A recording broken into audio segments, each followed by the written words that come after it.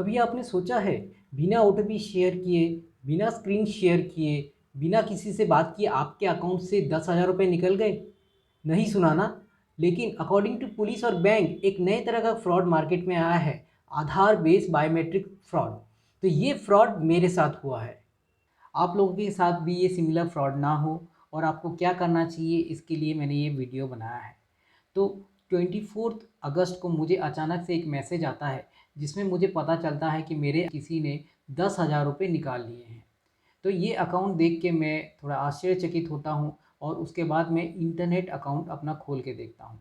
Internet account जब मैं खोल के देखता हूँ तो मुझे पता चलता है कि ना सिर्फ इस अकाउंट से बल्कि सिमिलर ट्रांज़ैक्शन करीब 19 तारीख और करीब 23 तारीख को होता है और उसमें 3 बार वो मेरे अकाउंट से 9,999 रुपीज़ निकाल लेते हैं। तो ये देखने के साथ ही केयर में फ़ोन लगाता हूँ। फ़ोन लगाने के बाद मैं उनसे पूछता हूँ कि ये पैसे किसने निकाले हैं? तो वो बताते हैं कि ये आधार बेस्ड बायोमेट्रिक सिस्टम से निकाले गए हैं और अगर आपने नहीं निकाले हैं तो हम आपका अकाउंट फ्रीज़ कर देते हैं। तो वो मेरा सेविंग अकाउंट फ्रीज़ कर देते हैं और मेरा डेबिट कार्ड फ्रीज़ कर देते हैं और मुझे वो बोलते हैं कि आप अपना आधार बेस्ड बायोमेट्रिक सिस्टम को ऑफ़ कर दीजिए। तो मैं तुरंत अपने बायोमेट्रिक सिस्टम को ऑफ़ करने के आधार वेबसाइट में मैं जाता हूँ। तो उसके लिए मैं क्लिक करता हूँ uidai.gov.in। करने के साथ साथ ये पेज खुलता है जिसमें मैं इंग्लिश ऑप्शन को क्लिक करता हूँ। क्लिक करने के बाद एक ये वाला पेज खुलेगा जिसमें माई आधार में जाके आप आधार सर्विसेज में जाके एक ऑप्शन है लॉक अनलॉक बायोमेट्रिक।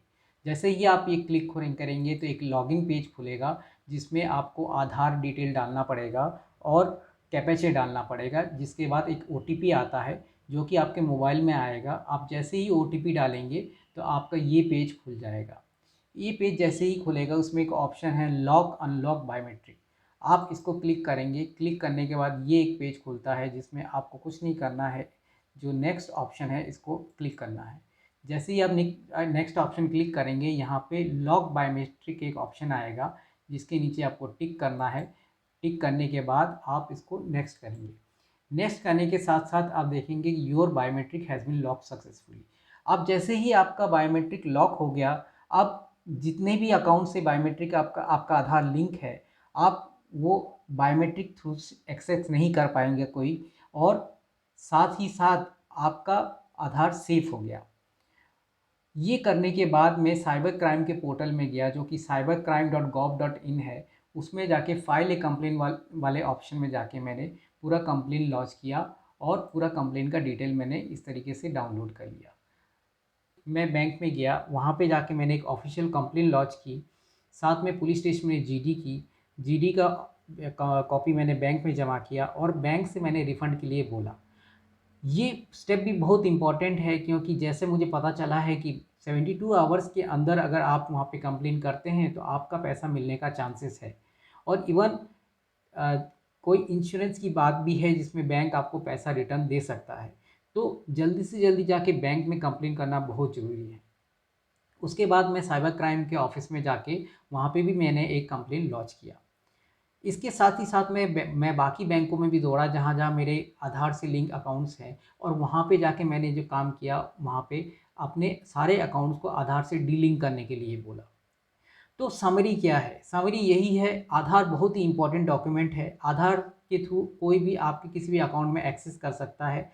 इसीलिए जब भी कोई नया खाता खोलें या कोई भी पुराना खाता है, उसमें आधार एज़ ए डॉक्यूमेंट आप आईडी प्रूफ़ या एड्रेस प्रूफ़ के लिए मत दीजिए। आप वोटर आईडी दीजिए, क्योंकि आधार के साथ आप जैसे ही उसको लिंक कर देंगे, तो आपका वो अकाउंट ओपन हो जाएगा और कोई भी बायोमेट्रिक तरीके से अगर फ्रॉड कर पाता है, तो उस अकाउंट में एक्सेस पा जाएगा।